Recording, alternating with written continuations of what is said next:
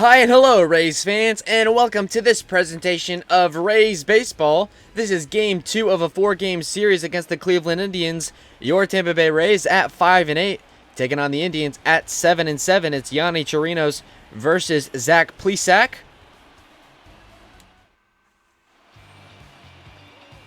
Zach Plesac is 0-1 on the season with a 5.40 ERA. In his last start, he took a loss versus the Detroit Tigers, went 5 innings pitched, 5 hits, 3 earned runs, 3 walks, and 2 strikeouts.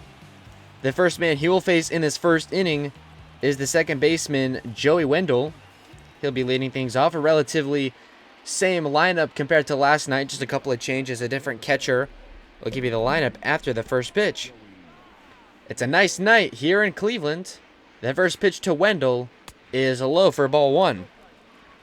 So leading off and playing second base, it's Joey Wendle. Batting second in left field, it's Hunter Renfroe. Batting third, the first baseman, Ji-Man Choi. Batting cleanup, the DH, Brandon Lau. Batting fifth, the right fielder, Austin Meadows. Batting sixth, the center fielder, Kevin Kiermaier. Batting seventh, the shortstop, Willy Adames. Batting eighth, the third baseman, Yandy Diaz. And batting ninth, the catcher, Chris Herman, as it's a ground out for Joey Wendle there for out number 1. Hunter Renfroe will bat next. Renfroe is batting .280 on the season. Had a home run last night, but a couple of strikeouts. The first pitch from Plesac is a low for ball 1.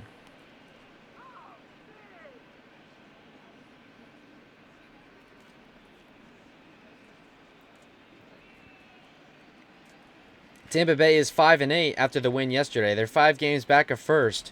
They're now alone in 4th place in the American League East. Lindor turns and throws to first to Santana to retire Renfroe. So just like that, there's 2 gone. 6-3 is the putout on Renfroe. And with the bases empty and 2 gone, that will bring up the first baseman, Ji-Man Choi.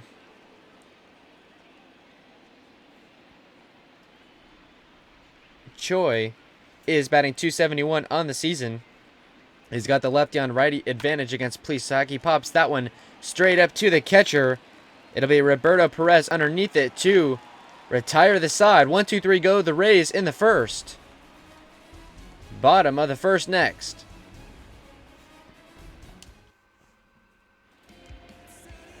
On the mound for the Rays, it's Yonny Chirinos. Chirinos is 1-0 on the season with a 3.27 ERA.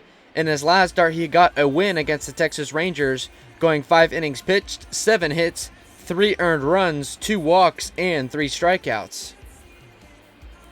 The first man he will face is the center fielder, Delino DeShields Jr., who is batting .333 on the year. He's riding a 6-game hitting streak. The first pitch to DeShields is high and inside for ball 1. The lineup for Cleveland, leading off in center field, Delino DeShields Jr. Batting second, the second baseman, Cesar Hernandez. Batting third, the shortstop, Francisco Lindor. Batting cleanup, the right fielder, Franmil Reyes.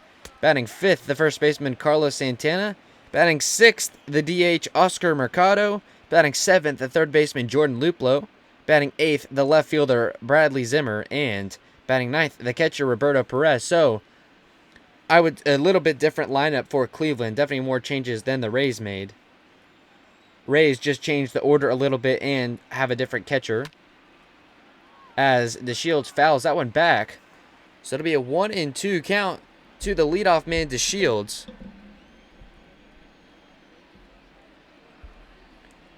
The 1-2 pitch is going to be taken low for ball 2.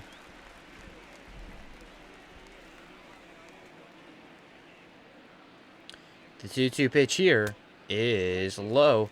So it'll be a full count to the leadoff man, DeShields Jr.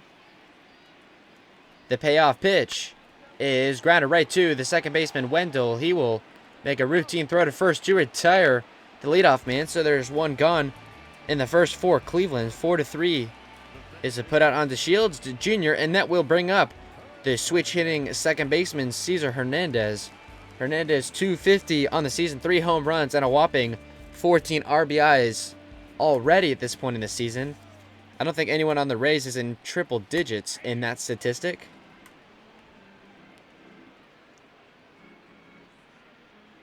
Cesar Martinez led off last night and went 1 for 5 with a single. The Indians lost last night, brought him back to 500. And that grounder is right to the pitcher, Chirinos. He'll throw to Choi easily for another easy out. So there's 2 gone now in the first. That'll bring up the shortstop, Francisco Lindor.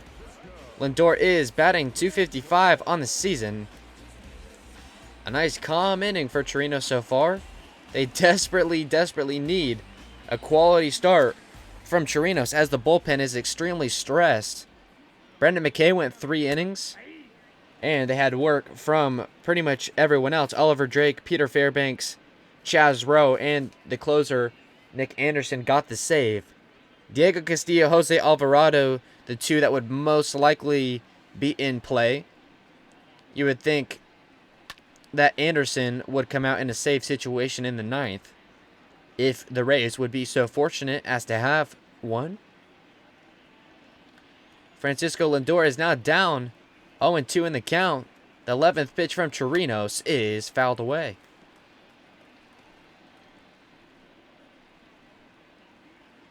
So some pretty good pitching matchups in the rest of the series. We got Chirinos and Plesac today, as that one is going to be ground foul. Tomorrow we have Yarbrough on the mound and Shane Bieber for Cleveland. And then the getaway, it's Morton for the Rays, as they're going to ring up Lindor there. He's out on strikes. First K of the day for Chirinos. 1-2-3 go the Cleveland Indians in the first. And up to the plate now for the Rays, the DH, Brandon Lau. Lau is riding high on a 6-game hitting streak. He had a home run last night, as did 4 other Rays. It was 5 home runs for the road team en route to a 9-6 win. Another good offensive performance, as that one is going to be grounded into the shift. Pick up by the second baseman and thrown to Santana to retire Lau. It was Cesar Hernandez to Carlos Santana on the putout. And so there will be 1 gone here in the second inning. Up comes Austin Meadows, who is batting .212. He was riding a bit of a cold streak under the Mendoza line, but had a good game with a home run and had a couple of singles after that. The first pitch to Meadows here is outside for ball 1.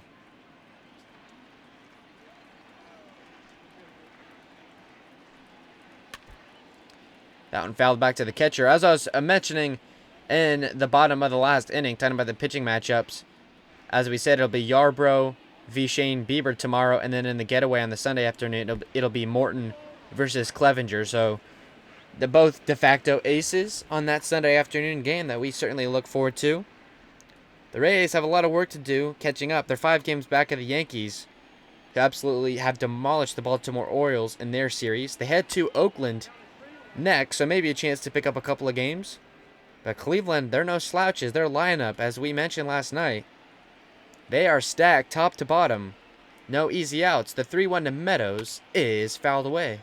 So the count to Meadows will go full. And I suppose the threat for the first base runner of the game is the full count to Austin Meadows. The payoff from Plesac is swung on into play, but it'll be caught easily by the left fielder. It is Bradley Zimmer there to retire Meadows, so there's 2 gone.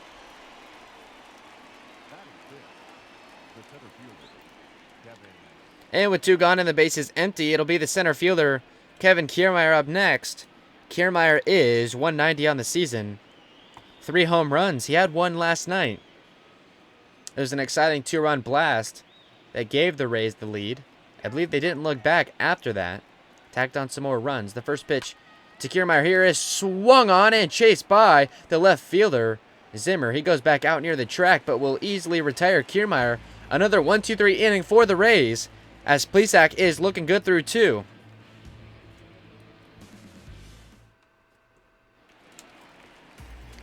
And up first for the Indians in the second inning, the right fielder, Franmil Reyes. Reyes is .316 on the season. He gave the Rays all they could handle last night with 2 home runs. I believe the first multi-homer game allowed by the Rays this year in this short season. The 0-1 to Reyes is inside, so count to him even at a ball and a strike. Middle part of the order here for Cleveland, it'll be Reyes, Carlos Santana, and Mercado. A lot of switch hitters in this lineup. That is unique to Cleveland, that they have like 4 switch hitting batters in a lineup at any given time. It's a real threat to try and match up. The Rays learned that last night with the bullpen. The 2-1 here to Reyes is going to be chopped, picked up by the pitcher, Chirinos, and the throw to first is good to retire him. So there's 1 gone in the second inning. 1-3 goes down Reyes. And that will bring up the first baseman, Carlos Santana. Santana, Silver Slugger Award winner at first base. He's only batting .226 on the year. But don't be mistaken, he'll take any pitcher out of the yard in a hurry. Was a representative in this very stadium in the Home Run Derby just a season ago. Carlos Santana was hitless yesterday, 0 for 3, but did work 2 walks.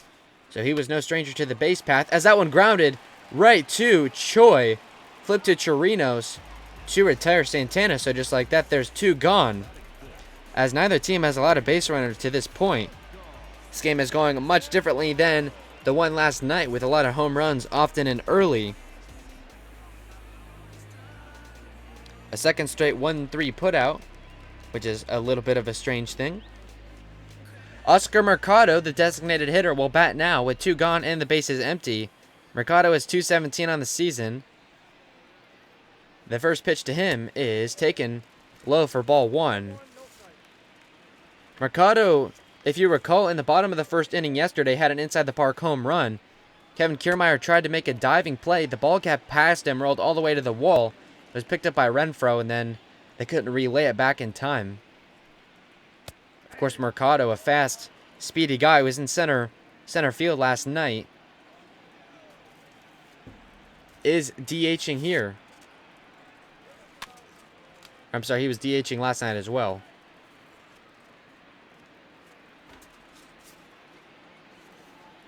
But is known to play center field here. The 2-2 from Chirinos is grounded right through the gap near the second base bag. Got by Chirinos, so it'll be a 2-out single. The first hit of the day allowed for Chirinos, as the Indians now have themselves their first base runner. It'll be Jordan Luplow. The third baseman is in a 6-game hitting streak. He's batting .217 on the year. Something we've seen a heck of a lot here in the early goings in this season, facing a lot of players with hitting streaks. Obviously not early on in the season in the first couple of series, and not really in Texas, but the last season in the last series against Boston, and then now in Cleveland. We're seeing a lot of it. This is the final series in this opening road trip.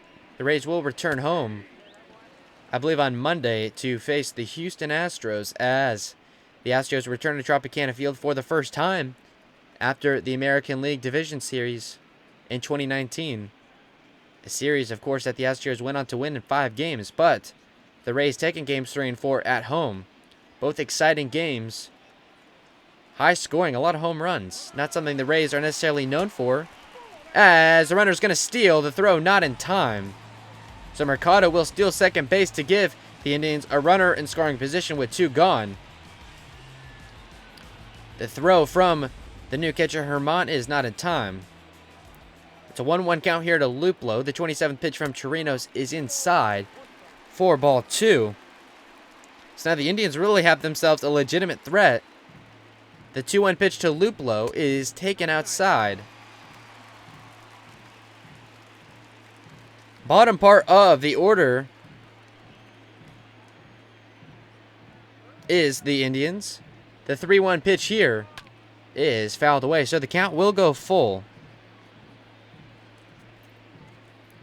for Jordan Luplow. Luplow, if we didn't mention, is batting .409 on the year. The payoff pitch from Chirinos is swung on and missed. So the Indians pick up their first hit of the game, get him in scoring position on a stolen base, but a second strikeout of Chirinos ends the inning. No runs for either side through 2.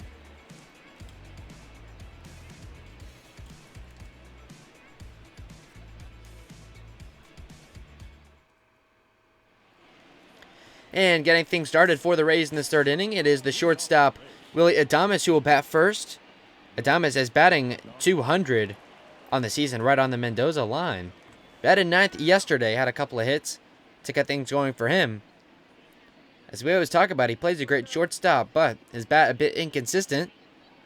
He's batting again at the bottom part of the order, 7 tonight. 7, 8, 9 the hitters for the Rays that will come up in this inning. Adames takes that first pitch from Plesac a bit outside. As Plesac has worked an extremely efficient first 2 innings at only 14 pitches. No base runners allowed to this point. We've seen this story before. Hopefully it doesn't go too much further. As Adames swinging and missing. It was a second straight curveball from Plesac. Adames decided to give that one a try, but can only wave and miss. The 1-2 here. A good take on a pitch low. Plesac working very quickly against Adames. He's got a count even at 2 balls and 2 strikes. Another good take on a low pitch, so the leadoff man here will get a full count.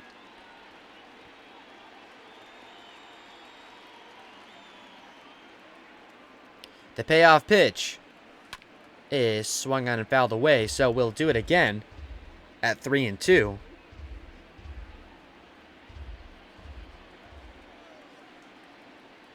The payoff is swung on and missed. A pitch that had some movement breaking outside.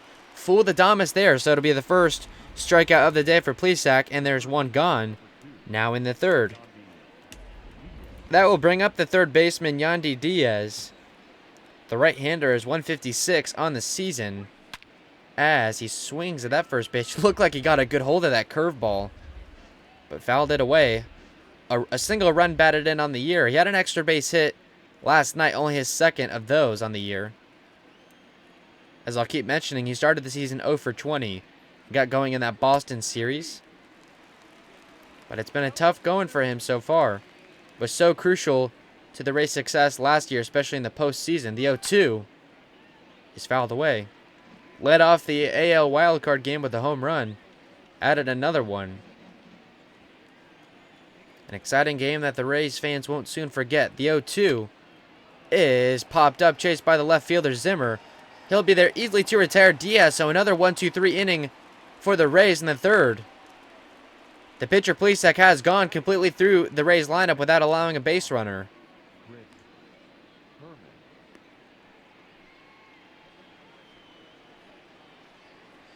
And as I was miscounting the outs, that will bring up the catcher Chris Herman. As they say in the business, never such a thing as a perfect broadcast. The first pitch to the catcher Herman is taken for strike 1. Hopefully, if anything, I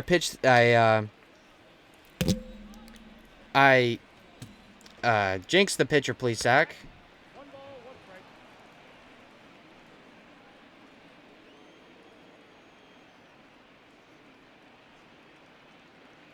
The 1-1 here is taken inside for ball 2. The 2-1 is low.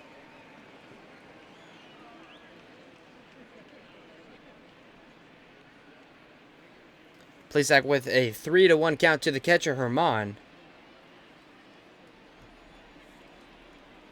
Herman with a 125 average and only 8 at-bats this season. It's going to be a walk. A 2-out walk for him. So the first base runner allowed on the day by Zach Plesac. And that'll get things going for the Rays.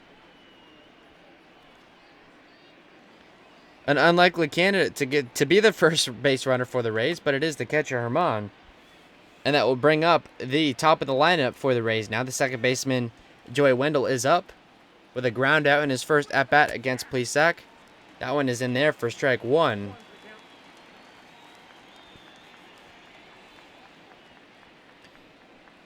That pitch taken outside. So can't even add a ball and a strike to Wendell. The Rays finally get a man on first with 2 gone.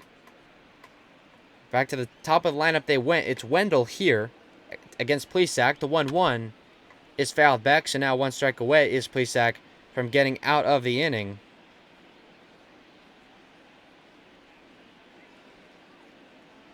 The 1-2 is chopped right to the pitcher. The throw to first will easily be in time to retire Wendell. So the Rays finally get their first base runner. It's a walk for the catcher, Herman. That's going to be it for them. 0-0.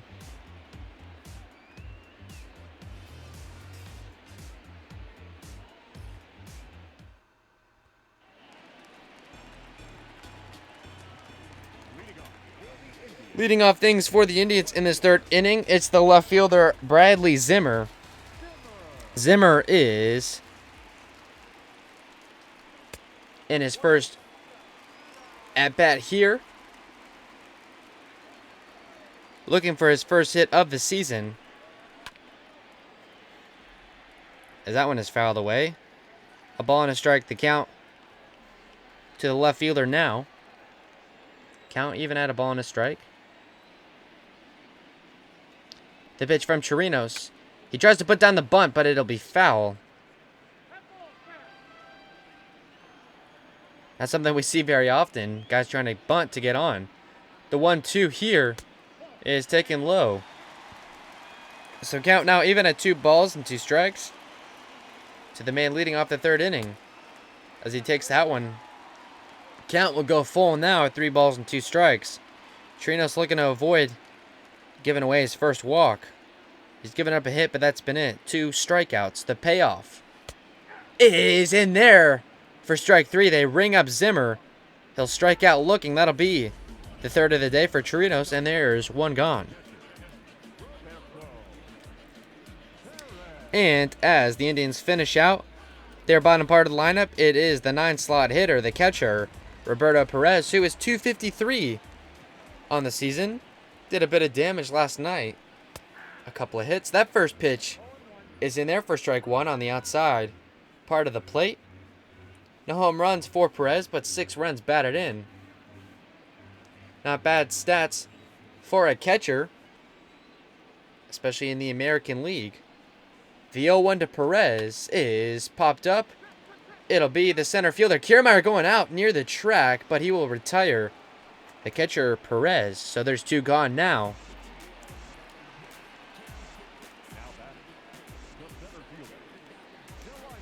And the Indians going back to the top of their lineup is Delino DeShields Jr. Trying to keep a 6-game hitting streak alive. He's 0 for 1 tonight. A ground out to second. He'll bat now with the bases empty and 2 gone. The swing and a miss on the first pitch there for strike 1. 40th pitch upcoming for Chirinos, so a bit of a different trend. As we know, the last couple of days, Snell and the getaway against Boston only going through 4. Glasnow last night only getting through 3. Looks like Chirinos will easily be able to get out of a third inning, as strike 2 is in there to DeShields. As this start is just in time for the 1-0 Chirinos, trying to give the bullpen a rest. The 0-2 is fouled away. He's 1 strike away from getting out of the inning. Looking for his 4th strikeout of the day. The 0-2 is going to be put into play, and a diving catch. No, it falls out of the glove of Meadows, and the throw to Adames is off. So now, on a play that could have been caught for an out, wasn't, and then DeShields turns for 2, and he's going to get there on a bad throw. So in one play, a couple of miscues by Meadows to put a man on second, just like that. They're going to call it a double. Not sure I agree with that scoring decision, but that's how they're going to rule it. Second hit of the day for Chirinos. I guess it makes sense. It wasn't an error by any sense. That definitely was not a routine play, the diving play by Meadows, but a shame that he couldn't get it into the glove. But now it appears this may all be infantile, as Cesar Hernandez has an 0-2 count.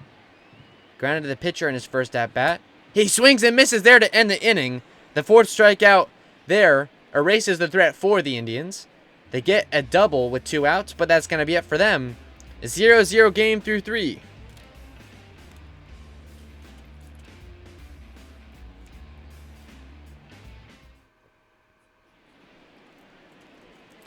And up first for the Rays in this fourth inning, it will be the left fielder Hunter Renfroe. 0 for 1 with a ground out in his first at-bat.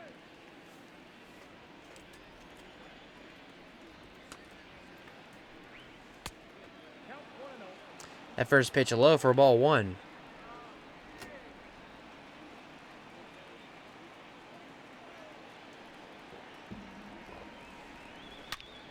And that one swung on, backhanded by the first baseman, Santana. He's not going to be able to get there.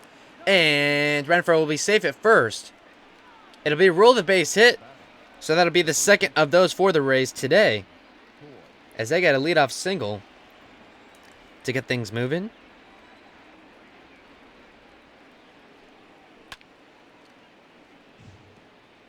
As G-Man Choi swings and fouls that one away.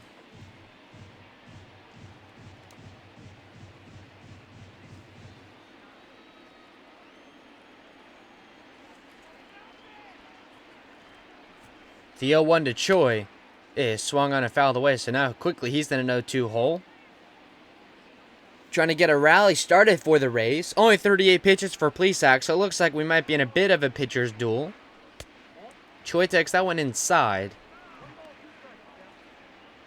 A combined 3 hits allowed through 3+. In stark contrast to last night, or I believe it was, 9 home runs between the two, as Choi is out on strikes. An ugly swing and a miss will give Plesac his second strikeout of the day.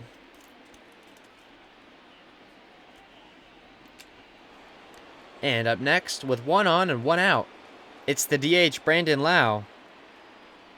Lau is 0 for 1 with a ground out to second base in his first at-bat. He takes that one for strike 1. Plesac's curveballs, I would say, have been locking up these Rays hitters. A lot of them have been taken for strikes, as that one goes outside, is taken for ball 1, so count even to allow it a ball and a strike. I don't think Renfroe would try to steal here. He was caught stealing in the Boston series. As Brandon Lau is going to put that one into play, and it's going to get down for a base hit right in front of the center fielder, DeShields. So runners at first and second, with 1 out for the Rays, their first threat of the day. Second hit of the inning and of the game for the Rays. Austin Meadows up now, who takes that pitch high. Meadows is 0 for 1 with a fly out to left. He's got a chance to knock in a run. A double might drive in 2. The 1-0 pitch is inside. So Plesac may be pitching around Meadows. Austin is only batting .167 on the year with runners in scoring position. But he did heat up a bit last night. A 3-hit game for him as he looks to get back on the right track. A good chance to extend things for him here, as he swings and misses at a bit of a high pitch. Count moves to 2 balls and a strike.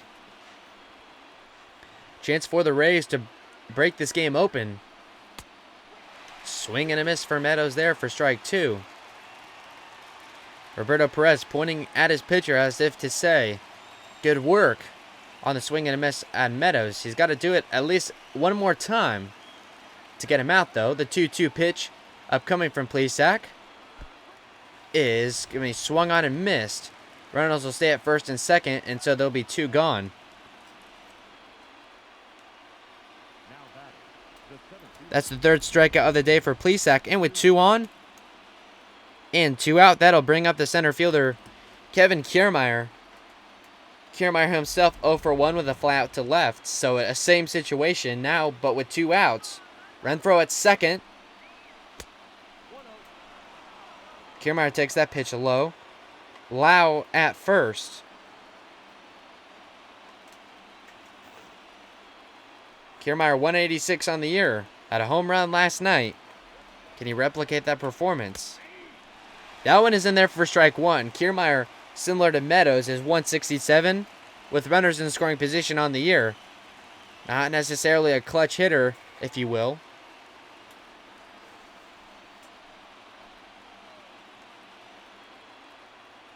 The 1-1 is fouled away.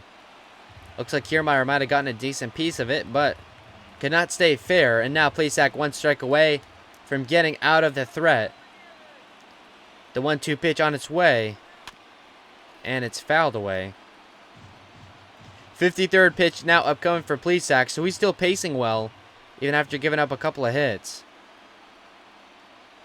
The 1-2 is outside. A bit of a pitch out to see if Kiermaier was going to get greedy. He stayed patient. Now he's working himself a good at-bat. Count even at 2 balls and 2 strikes. This game going by much quicker than it did last night. No runs yet. Rays looking to change that. Count at 2 balls and 2 strikes to Kiermaier. The pitch from Plesac is swung on and popped up. It'll be the center fielder. The Shields underneath to retire the side. Rays got a couple of hits. That's going to be it. No runs for them yet through 4.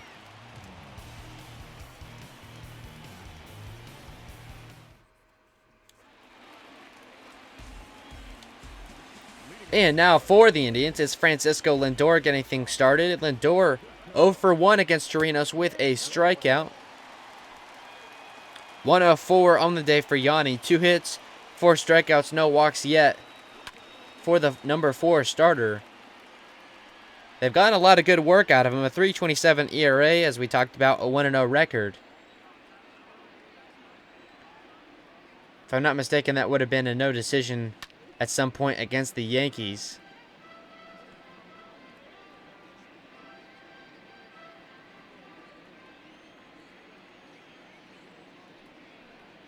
The 1-2 is outside. Count even here at 2 balls and 2 strikes. 50th pitch upcoming for Chirinos. He's pacing pretty well. Also, as they're going to ring up Lindor there, his 2nd strikeout of the game. 5th for Chirinos. And so now there's 1 out in the 4th inning. And with 1 out and the base is empty, that'll bring up the cleanup man, the right fielder, Franmil Reyes, who is 0 for 1 with a ground out to the pitcher in his first try against Chirinos. That one in there low for ball 1. A lot of off-speed stuff for Chirinos so far. The 1-0 pitch is taken inside. So Reyes up in the count 2-0. The pitch here from Chirinos is fouled away for strike 1. Middle part of the order now for Cleveland, as that one is second just outside. So some good takes in this at-bat for Franmil Reyes. The first baseman Santana is on deck. The 3-1 here from Chirinos is in there for strike 2. So a good job by Chirinos to throw a strike and a 3-ball count. He's got the payoff pitch now, and it's swung on and popped up. Oh, he got a hold of that one. It's going to go all the way out. So it is the Indians that strike first, and a full count. It's a solo home run by Reyes. It's his 3rd home run in this series already, his 5th of the year. And so it's an Indians 1-0 lead in the 4th. Only the 3rd hit of the day allowed by Chirinos. He sure makes the count, though, as Franmil Reyes takes him all the way out. He had 2 homers last night. He's got 1 here.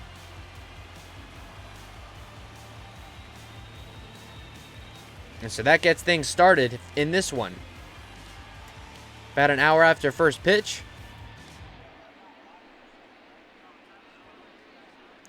You see Chirinos upset with himself there. Maybe that one got a bit away. Tried to throw a strike in a full count. Good job by Reyes to be aggressive in that spot. And now with 1 out and the bases empty, it'll be Carlos Santana. He's 0 for 4 in the series. He's 0 for 1 tonight with a ground out to the pitcher.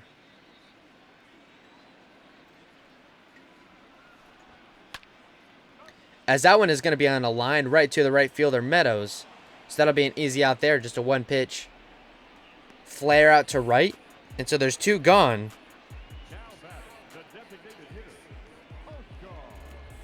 And then I'll bring up the DH Oscar Mercado. He's 1 for 1 with a single against Chirinos. He'll bat with 2 gone and the bases empty. This inning was not all for naught as the Indians did pick up a run, a solo shot for Reyes. 60th pitch upcoming for Chirinos, so interesting to see now that things have changed how they will pace him. Maybe another couple innings at the least. As that one is swung and popped up, chased by the first baseman Choi. He'll be underneath it just in time to retire the side. So Franmil Reyes gets the scoring started in this one with a solo shot. That's going to be it for the Indians as they take a 1-0 lead at the end of the 4.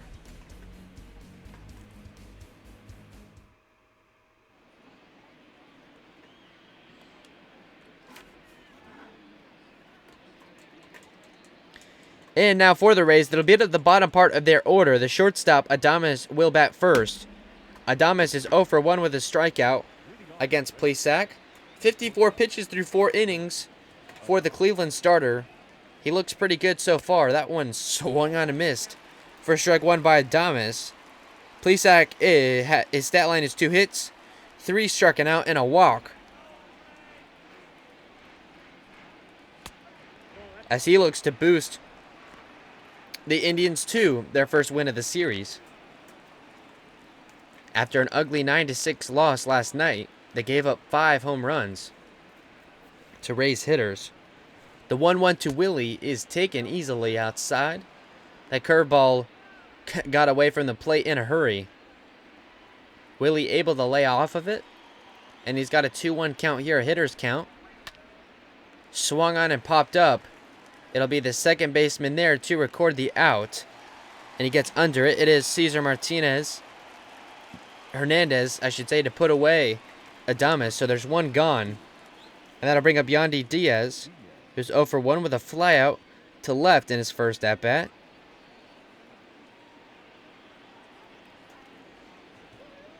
.152 now in the season. Rays had a chance to pick up a run. They had a man in scoring position. Couldn't cash in on the threat as it's another taken curveball. Indians in their alternative red home jerseys, white pants. Rays, as they've been in this entire road trip, the all gray road get-ups. Swing and a miss there for Diaz. So he's down early and the count, no balls and 2 strikes. He's looking to protect here. The 0-2 is outside. Taken for ball 1. Count now at a ball and a strike. I guess this bottom part of the Rays order just trying to work some at-bats where they can. As Diaz takes that one low for ball 2. So he's got the count evened up now after taking a couple swings. 2 balls and 2 strikes the count to Diaz. And another take will bring the count full. 3-2.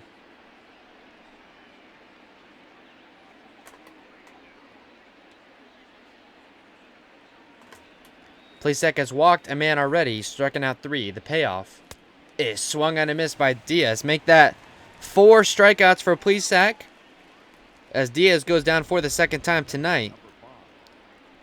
Bottom part of the order, the last man, it's the catcher Herman up now, who walked in his first plate appearance.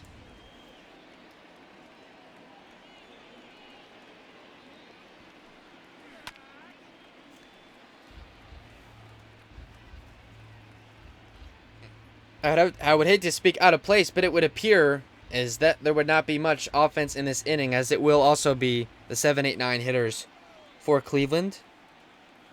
In the bottom of this frame, Herman takes strike 2 on a pitch that maybe looked like it was a tad low. Those curveballs, like I said, locking up these Rays hitters. They're going to have to do something about it in a hurry, because Zach Plesac is carving them up. Only 2 hits allowed and a walk.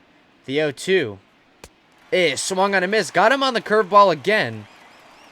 So it'll be a 1-2-3 clean inning for Plesac. He's got 5 strikeouts in 5 innings. Bottom of the 5th next.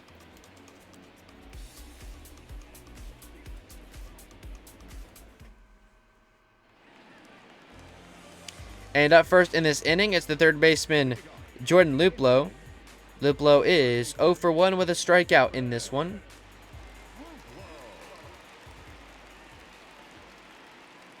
60 pitches through 4 for Chirinos.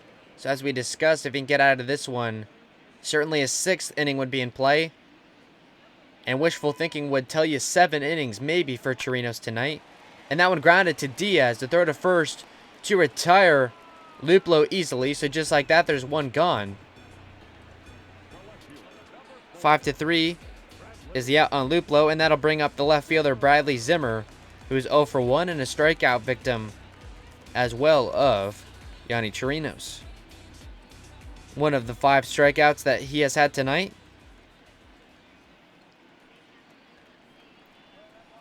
That first pitch to Zimmer is low.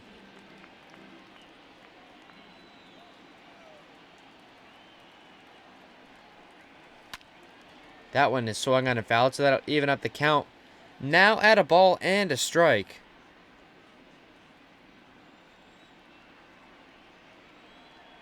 The 1-1 pitch is swung on and right to the third baseman Diaz again.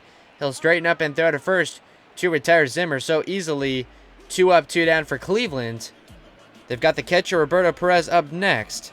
Perez is 0 for 1 against Chirinos with a fly out to center.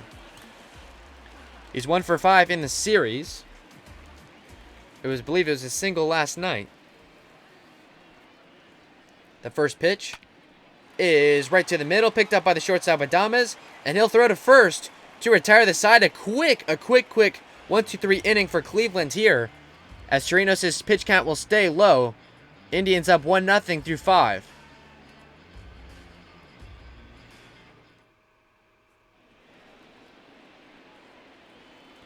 And the Rays go back to the top of their order. It'll be the leadoff man, the second baseman, Joey Wendell, up first. Joey Wendell 0 for 2 with a pair of ground outs. Looking to get on the board here. I would say he had a pretty good game last night. No miscues at second base. He had a hit and a walk. And a sacrifice fly. He puts down the bunt there, but it will go foul. Not a bad play there to try and catch this defense off guard. The surprise is out of play now, as he takes that one for strike 2. So now a bunt and a taken strike. And you're down 0-2 in a hurry. Trying to get on base for the first time today. The 0-2 is swung on and kind of jammed up. It'll be the shortstop Lindor underneath it. So a quick 3-pitch at bat for Wendell. He's down for the 3rd time tonight. A fly out to short, and that'll bring up the left fielder Hunter Renfroe. Renfroe is 1 for 2 with a single. Part of that 2-hit inning that got a man on second. It was Renfroe in scoring position. He'll face Plesac again, as that first pitch swung on and fouled away. A perfect opportunity for a nice solo blast if you're Hunter Renfroe. But wouldn't be bad if he could just get on base. Swing and a miss. That curveball has been absolutely lethal. Another 0-2 count for a Rays hitter. And he went with the curveball again. It's going to be right to the pitcher. And the throw to first will be in time. Just in time to retire Renfroe. So 2 gone. This has been the game of the curveball. Rays having nothing with it. Having a lot of trouble tonight. And Plesac not going away from it. With 2 gone and the bases empty, it'll be the first baseman, G-Man Choi, is 0 for 2 with a strikeout. He swings at that first pitch right to the third baseman, who has a little bit of trouble with it, but will get it to first in time. Another 1-2-3 inning for the Rays. They're scoreless through 6 innings. Only 2 hits for them so far.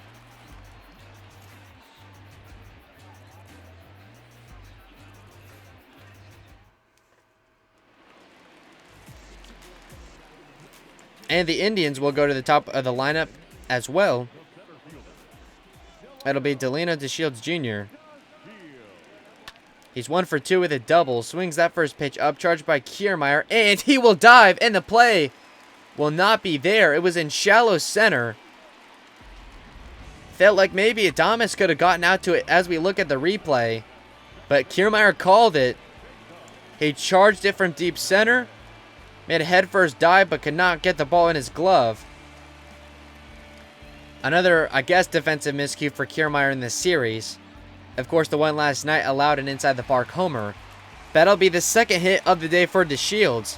I guess taking a bit of exception to my comments, as last night I called him the easiest out in the Indians order. He leads the team with 2 hits tonight, as Chirinos will throw to first to kind of keep him stranded to that bag, not allow his lead to get too large. As a center fielder, he's got enough speed to steal a base. Of course, the last thing the Rays want is to allow another runner in scoring position. There's no outs. The second baseman, Cesar Hernandez, is up. Hernandez is 0 for 2 with a strikeout. As that first pitch is driven right to the right fielder, Meadows, it's going to get down right in front of his glove. So another close play. Back-to-back hits, as things are just not bouncing the Rays' way tonight.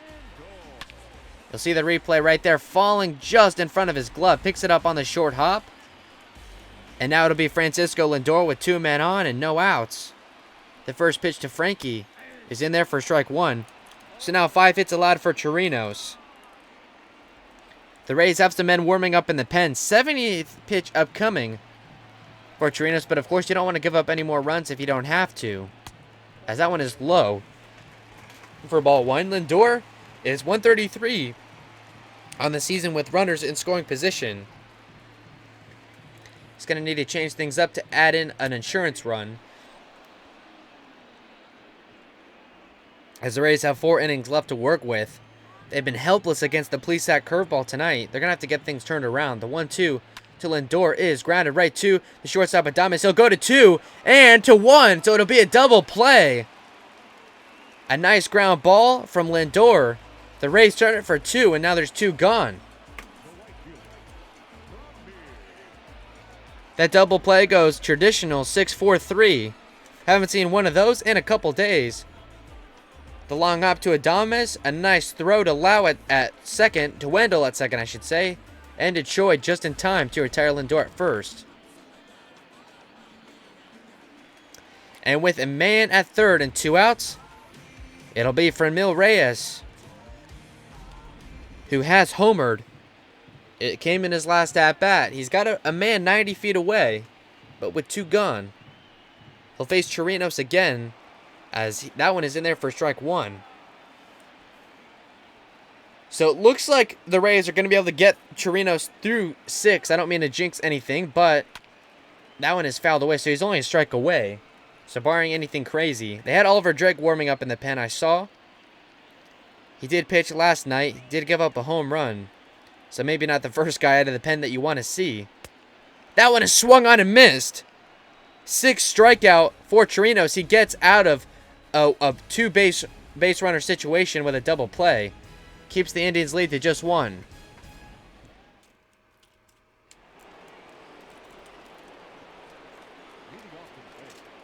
And now for the Rays, it'll be the DH Brandon Lau up first.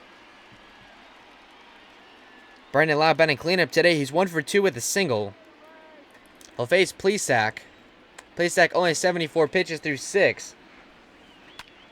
As that one is fouled away for strike 1. I would think, I mean, depending on how the pitch count goes up, that this may be Plesac's game to take for a potential shutout. I mean, his curveball has been unhittable tonight. As you see, Brandon Lau swing and miss at it there. Was not expecting it from a guy with an 0-1 record and a 5.40 ERA. But, I mean, of course, it's early in the season. Anything can happen, and sometimes it's just a guy's night, as it has been with Plesac so far. Only 2 hits allowed and a walk. 5 struck and out. As he gets a 6th right there, an ugly strikeout on Brandon Lau.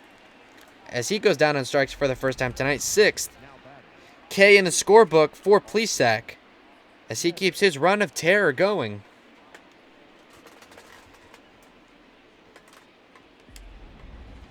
And that'll bring up Austin Meadows. He's over 2 with a strikeout. And the problem, maybe not as much with that at-bat, but these curveballs mostly have been in the zone. So it's not in a situation where if you just start taking pitches, you can get on base or force them to move to something else. I mean, these curveballs are right in the middle part of the plate, but the Rays just can't time them up. That one is a bit high. So Meadows taking the approach of just taking some pitches. Just trying to feel his way in this at-bat. Looking for his first hit of the night. He had a homer yesterday. 80th pitch upcoming for Plesac. He's got 1 away. And that one, like I said, right down Grand Central. It plops right into the very heart of the plate. But that's just a pitch that's so hard to get a read on when it's on. And for Plesac, it is.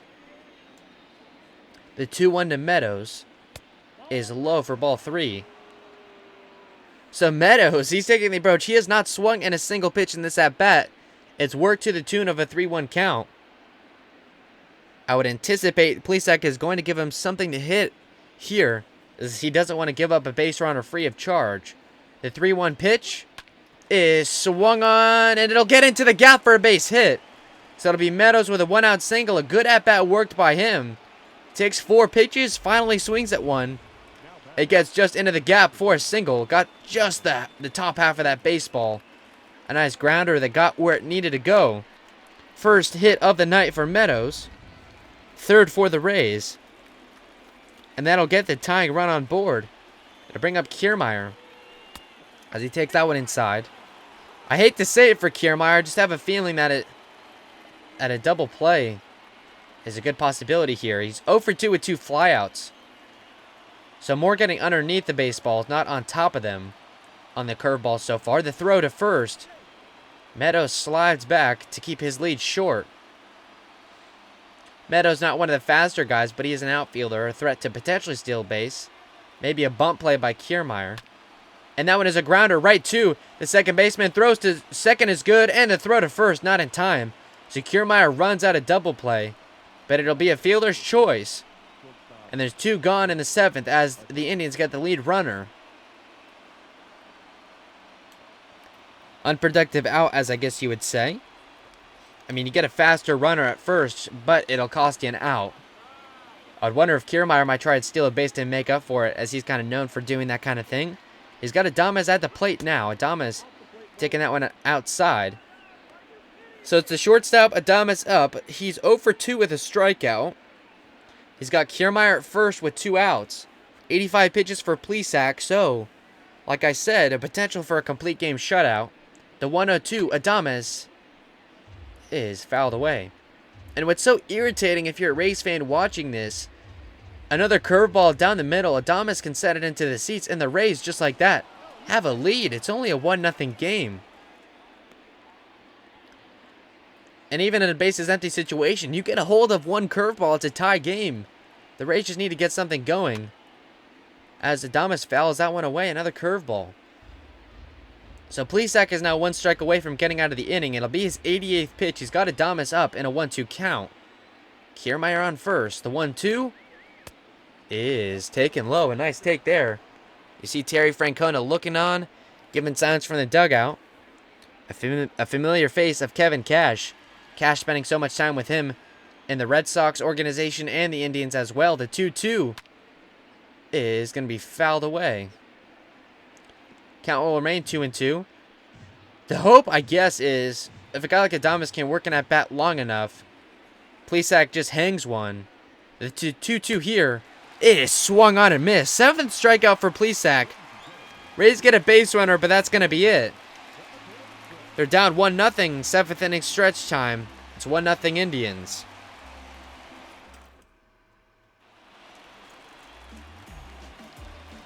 And in the bottom of the 7th, it'll be Carlos Santana first. Santana 0 for 2 with a line out and a ground out. The first pitch to Santana is low. So 75 pitches through 6 for Chirinos. You'd think maybe he can get through 7, but that's probably going to be it. Honestly, that's all you need. 7 innings of 1-run ball is all you really could have asked for going into this from your 4 starter. Really more than anything you could have asked for. He's got a 3-0 count to Santana. So maybe a 4-pitch walk and you decide to yank him. I'm not sure what Kevin Cash is going to do. He's probably got at least Drake, maybe Fairbanks in the pen. The 3-0 pitch here to Santana is going to be taken low. So it is a 4-pitch walk. A leadoff walk. The first walk issued by Chirinos, and that'll give the Indians a base runner. Free of charge, as they say. First time on the base path for Santana. That'll bring up the DH Oscar Mercado. who's 0 for 1, or is 1 for 2 with a single. That came in the second inning. Would love to see a ground ball. Rays already have turned a double play tonight, as that one is going to be popped up, and the right fielder Meadows is going to go back, but it'll be underneath it in time to retire Mercado. Santana will stay at first. Unproductive out, so it's 1 on and with 1 out. Up comes the third baseman Jordan Luplow. Luplow is 0 for 2 with a strikeout. He's .375 on the year, but not many at-bats for him. He's not an everyday player per se. He takes that one inside for ball 1. That one is swung on, and it looks like it's going to get down. Chased by Kiermaier, and a diving play. He misses it. It's going to be a ground rule double. Luplow extends his hitting streak to 7 games. And another play where Kiermaier cannot just put his dang glove on the baseball. A diving attempt. That one bounces into the stands for a ground rule double. It will be Kevin Cash coming out to get the ball from Chirinos, as he is certainly not pleased with what has transpired here. He sends Chirinos to the dugout. He'll finish with 6 hits, 6 struck out, and a walk. It was a leadoff in this inning to Santana, and it'll be Diego Castillo. In 7 appearances, he has an 0-2 record with a 1.42 ERA. He took the loss a couple days ago in Boston, allowed a walk-off single in the 11th, and a heartbreaker for sure. That would have given the Rays a series victory at Fenway. And so now, about as tough a situation as you can come. There's 1 out, 2 on, both in scoring position, so runners at second and third.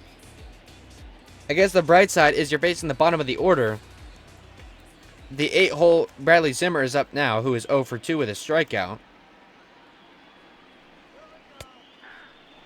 That first pitch of Zimmer is in there for strike 1.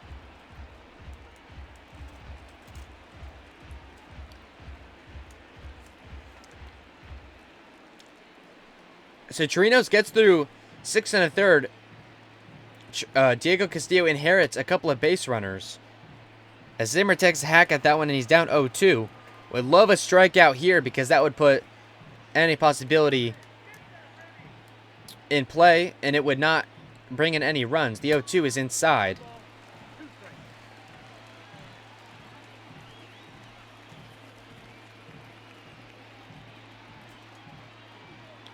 The 1-2 pitch is outside for ball 2. Count even now with 2 balls and 2 strikes. Castillo looking to keep the Rays deficit to just a run, as they're going to have the bottom part of their order up, as that one is grounded just foul. That probably would have scored 2 if it had stayed fair. Count remains 2-2 to Bradley Zimmer. The 2-2 pitch, and they're going to say he checked his swing. He takes that one, and the count goes full. 3 balls and 2 strikes. A walk here would load the bases. A base hit would score 2. The payoff is grounded. Diaz cannot get it, and that will be probably a base hit. It's an RBI either way for Bradley Zimmer. It scores the lead runner, Santana. And so now the Indians extend their lead to 2. That runner was going to score either way. The only problem is you didn't put out Zimmer. You allow him to reach base. So it'll be a base hit charged to Castillo, an unearned run, as that one is popped up by Roberto Perez, and it goes down to the wall. That's going to probably score 2. One comes around, and another runner comes around to score. And just like that, it's 4-0 Indians. A nightmare of an inning. It's a 2 RBI double by the catcher Perez. Back-to-back hits allowed by Castillo. And I believe all of those runs, maybe just 3 of them, will be charged to Chirinos, but he will be in line for the loss, as that one is popped up. It'll be Meadows there to retire the leadoff man to Shields.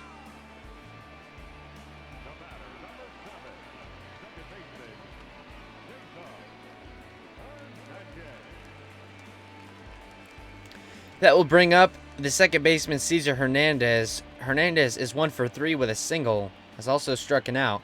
The Indians have a fifth runner potentially in scoring position, as that one will probably bring him in. It's a base hit for Hernandez. The throw home will not be in time. It will score Perez. So now it's 5-0 Indians, and really a nightmare of an inning for the Rays. It can't get any worse here. An RBI single for Cesar Hernandez, and now the Indians have a 5-0 lead. Back-to-back hits for Hernandez. Third allowed in this inning for Castillo, so maybe taking, I don't know, he's got something going on after that loss he took in Boston. Rays are going to need to get something figured out in a hurry. Of course, their luck, they have the bottom part of the order and the top of the eighth. Adames, Diaz, and Herman to come up. They'll throw to first to get Hernandez to shorten his lead a bit. It's Francisco Lindor up. Lindor's 0 for 3. A pair of strikeouts, and he grounded into a double play last. Part of an effort that held the Indians' lead to just 1. Cleveland has broken it open with 4 runs in this inning. The 1-1 pitch here is swung on and fouled away. So Castillo is a strike away from getting out of the inning, but it will not come without a price. They allow 4 runners to come across and touch the plate. The 1-2 pitch is fouled away. And obviously, you can't blame it all on Castillo. He inherited 2 runners in scoring position, but he has not looked extremely sharp himself, allowing a couple of unearned runs and I believe an earned run of his own. So he got in on the fun as well. Lindor, I guess, just keeping a look at this at-bat alive. The 1-2 pitch is swung on a miss. So Castillo picks up a strikeout. The Indians extend their lead to 5. They have 4 come across in this inning. 5-0 Cleveland through 7.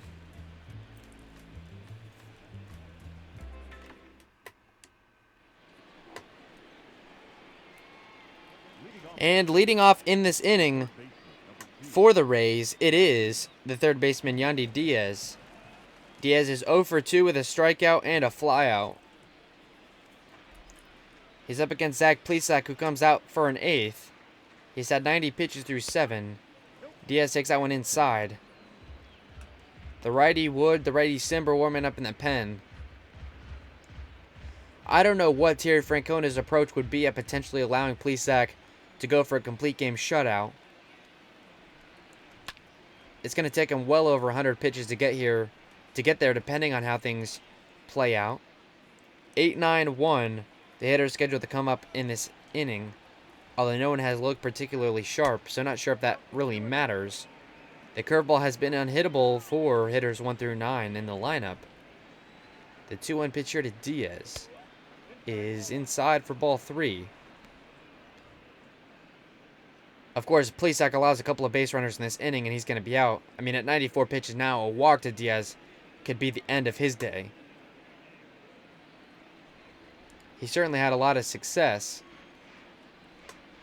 7 innings of no-run ball as Diaz fouls that one away. So the count to Yandy Diaz will go full at 3 balls and 2 strikes.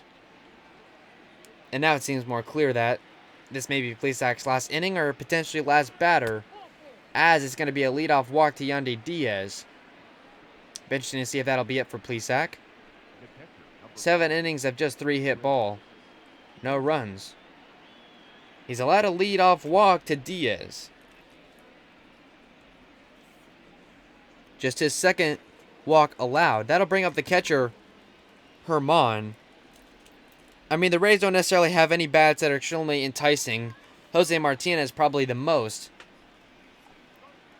I would have maybe liked to see Kevin Cash pinch hit in that situation because you do have Michael Perez on the bench.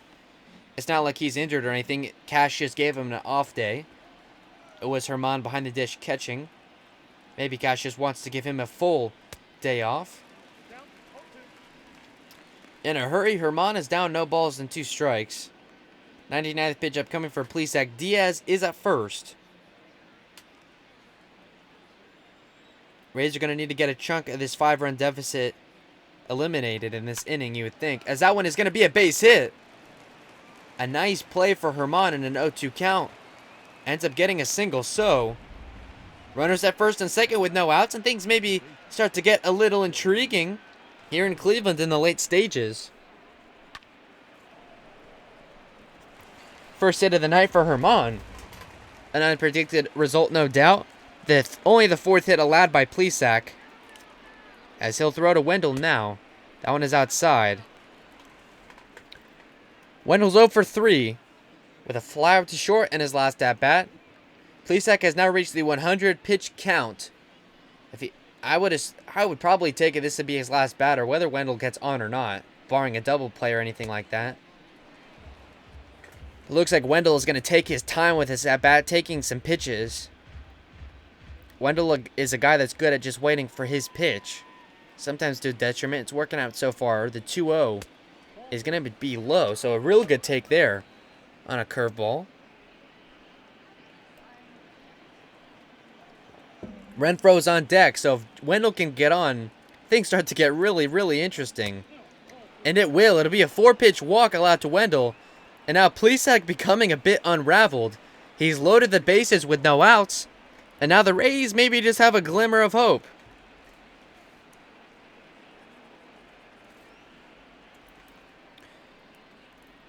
Third walk of the day, and Terry Francona will come out to get his starter, Plesac. Plesac will finish with 7+. Just 4 hits allowed, 7 stricken out, and 3 walked. The reliever is going to inherit a bases loaded with no out situation. He tips his cap to the crowd. The crowd maybe not as happy with him as they would have been a couple of minutes ago. It'll be the familiar face, Hunter Wood, out of the bullpen for Cleveland. In 5 appearances this year, 1-1 record with a 6.75 ERA. Don't let the stats fool you. This is a good pitcher. We've seen him in Tampa for the last couple of seasons. Has played his role as an opener from time to time. He's got a good fastball and a couple of good breaking balls. He'll face Hunter Renfroe with the bases loaded and no outs. That first pitch is inside to Renfroe. Renfroe is 1 for 3 with a single. Nothing sweeter than to see a grand slam in this spot. Renfroe does lead the team in home runs. He's batting second tonight. Indians go to their pen in the 8th, as that pitch from Wood is high.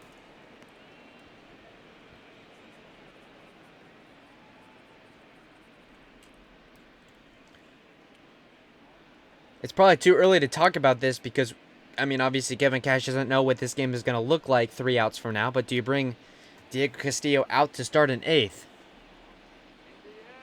The 2-0 is outside for ball 3. I would think if the Rays are still down a good chunk, it would probably be Fairbanks or someone like that not in the A pen.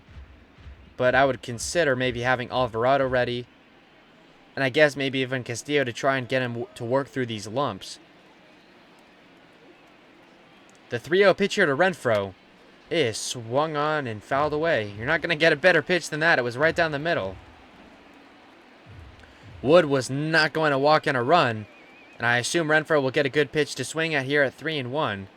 The pitch now from Wood. And a swing and a miss on a pitch that if he had taken it, would have walked in a run. Renfroe couldn't lay off the slider, and now it's a full count. The 6th pitch for Wood. The payoff to Renfroe is inside for ball 4.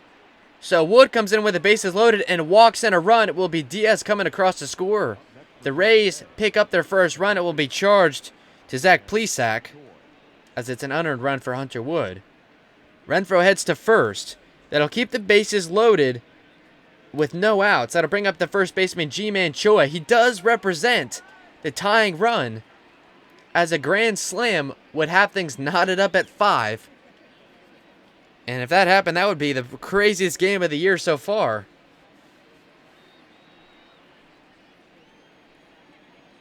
Facing the former Ray Hunter Wood, it's a righty on lefty favoring Choi. The first pitch to him is swung on and fouled away. Choi's 300 on the season with runners in scoring position. A base hit would cut the Indians' lead probably to 2 and make things interesting, no doubt, in the 9th. As Choi takes strike 2. Would honestly rather see a strikeout rather than a weak grounder turn into a double play. A double play would probably bring in a run, but you're going to need more than one in this inning as you're down 4. The 0-2 pitch here to Choi is inside, taken for ball 1.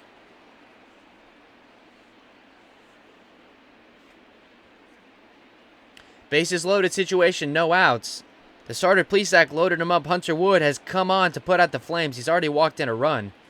He's got a 1-2 count here to Choi, and the pitch is taken inside. A really good take by Choi on a 2-strike count. He is now even the count at 2-2. And Hunter Wood has really got to be sweating as he desperately just trying to get out of it.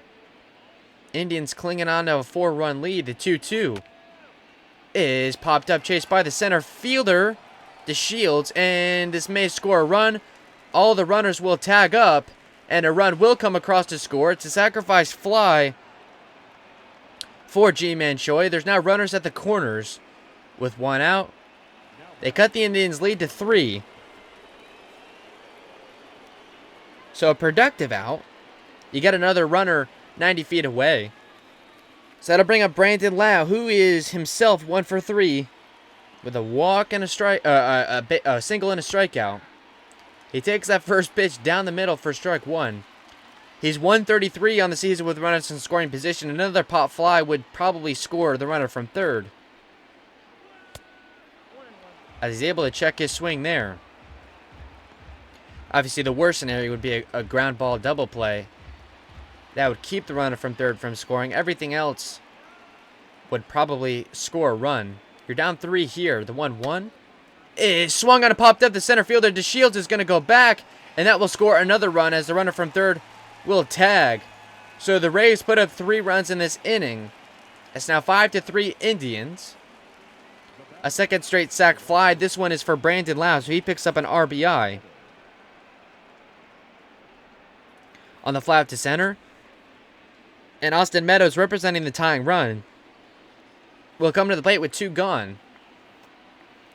Meadows is 1 for 3 with a strikeout and a single. He's got a runner on first. That one is popped up right to the catcher. It looks like Roberto Perez will get there, and he's under it to retire the side. So the Rays make things awfully interesting with the bases loaded with no outs. They do pick up 3 runs, so they'll have another chance to pick up the extra 2. It's 5-3 Indians, bottom of the 8th next.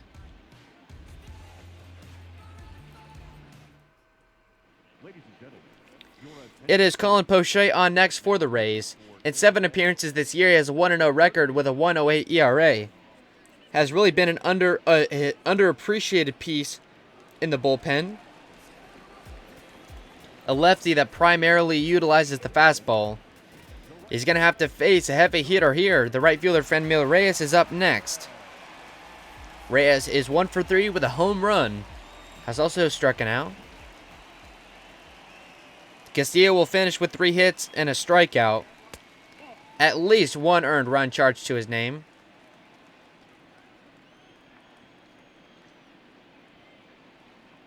Poche comes on to try and keep the Indians' lead to just 2, as the Rays are going to have 3 outs to get the extra 2 runs. If anything, you got to like how they responded against Plesac. They started taking some pitches that they might not have earlier. They chased Plesac out to get Hunter Wood out. I would say Hunter Wood put out the Flames as he allowed 3 runs to cross the plate. But it could have been a lot worse, I suppose, with no outs. Walked in a run, and then a couple sacrifice flies before getting Meadows to pop up. Gets a swing and a miss of Reyes there. In the 9th inning, it will be Kiermaier, Adames, and Diaz. Maybe a pinch hit candidate in there, I'm not sure. And that one is lined right to Choi for out number 1. Reyes goes down. I see the pitcher comparison. Both pitchers going pretty deep. Even if the Rays pick up the loss, if you want to look at the silver lining, Chirinos did help out the bullpen with giving them 6 1/3. Doesn't seem like a lot on paper, but a lot more than the last two I've given him. Snell gave him 4, Glasnow gave him 3, and has tried to relieve some of the tension.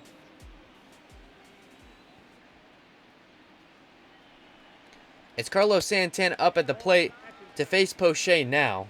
The righty Drake, the righty Fairbanks are warming up in the pen. Of course, it would be ideal if Poche can just get through it clean and give both of those guys a rest, as you want to get that bullpen back to normal as soon as you can. You have Yarbrough on the mound tomorrow, so unknown how many innings your 5 starter is going to give you. Not usually something that you would rely on, but you do have Charlie Morton on Sunday. You would hope maybe a 7-8 inning game for him if he can get into his groove. He struggled in his last start against Boston. Both Morton and Snell really didn't look themselves. Hopefully they can get back on track. The 2-1 to Santana here is outside for ball 3. The Rays will have Snell against Justin Verlander in Tropicana Field on Monday, on a game against the Houston Astros that will be certainly a duel that you are going to want to see. Remember, you can tune in here. The highlights are posted after every game, and the stats are on did.rayswin. Or I'm sorry, did.localray.win. Give you all the standings and scores for every Rays game this year, as well as standings around the entire league. Poche has got a full count to Santana here with 1 out and the bases empty. The payoff pitch is popped up. It'll be the right fielder Meadows under it to retire him, so there's 2 gone. Now in the 8th. A good showing here for Poche, keeping his ERA under 2. After this, he may get it under 1, as he was right there, kind of on the border. And a decent sample size, 7 appearances. This now is 8th. And Poche is a genuine candidate to be in the A part of the bullpen. Honestly, right now, today, if you ask me, I would probably say Poche is playing better than Castillo this year, which is hard to say, but I think it's true. Castillo just hasn't looked himself. Poche has looked very improved, and at the very least has just added another weapon in the bullpen. Rays have plenty of pieces at AAA if they want to move things around, as they are known to do. That pitch to Mercado is low for ball 2.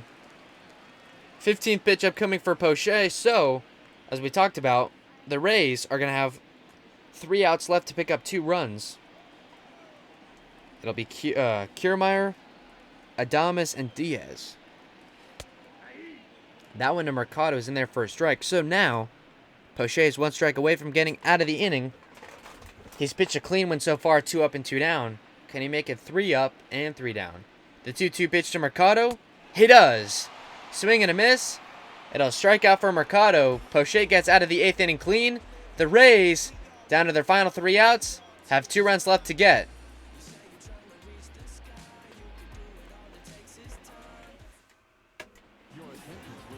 And on for the Indians, it's their closer, Brad Hand.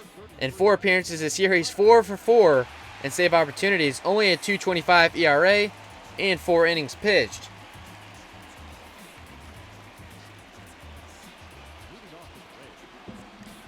He'll face Kevin Kiermaier first. Kiermaier's 0 for 3 with a couple of flyouts and a fielder's choice. It's a lefty-on-lefty matchup. First time we're getting a look at the Indians' closer. He was the All-Star Game MVP last year in Progressive Field, so a nice story for him, no doubt.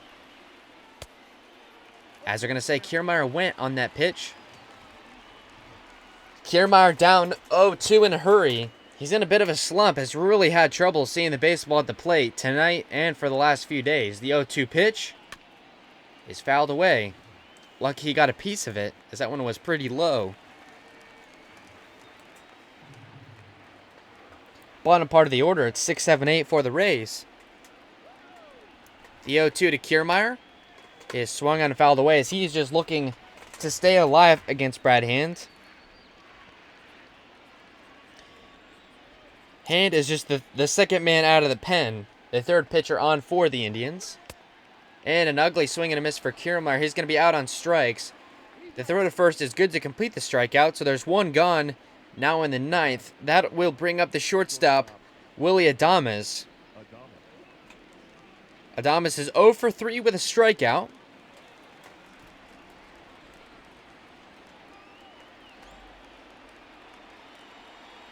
The first pitch to Willie is taken low for ball 1.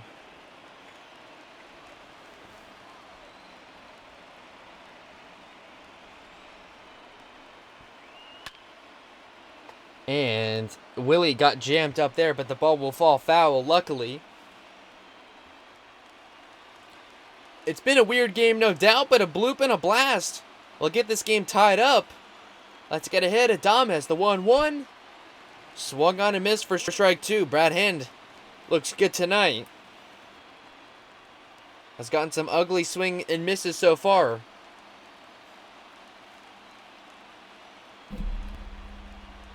The 1-2 to Adames is fouled away.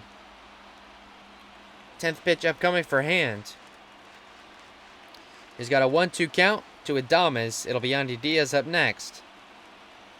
The 1-2 is swung on and missed. The second strikeout for Hand. And the Rays are down to their final out. And with 2 outs and the base is empty, it'll be Yandy Diaz. He's 0 for 2 with a walk. He did come around to score in that bases loaded situation. The first pitch to Diaz is low for ball 1. And the tricky part, I mean, you would gotta think if Diaz can get on somehow that they would pinch it for Herman, but it is the 9th slot. And then you have Wendell at the leadoff spot. And then you get to Hunter Renfroe if you can get there. Rays have a long way to go, though, to get there. The 1-1 upcoming to Diaz is taken inside for ball 2.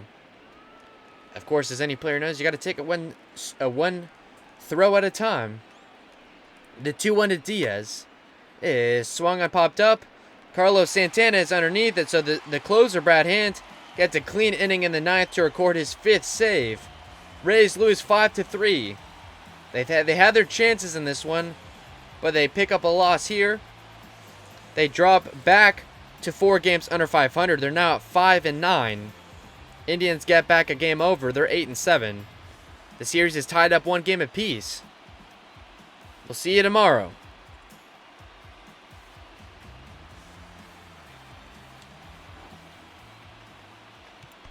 The final line score for our ball game tonight.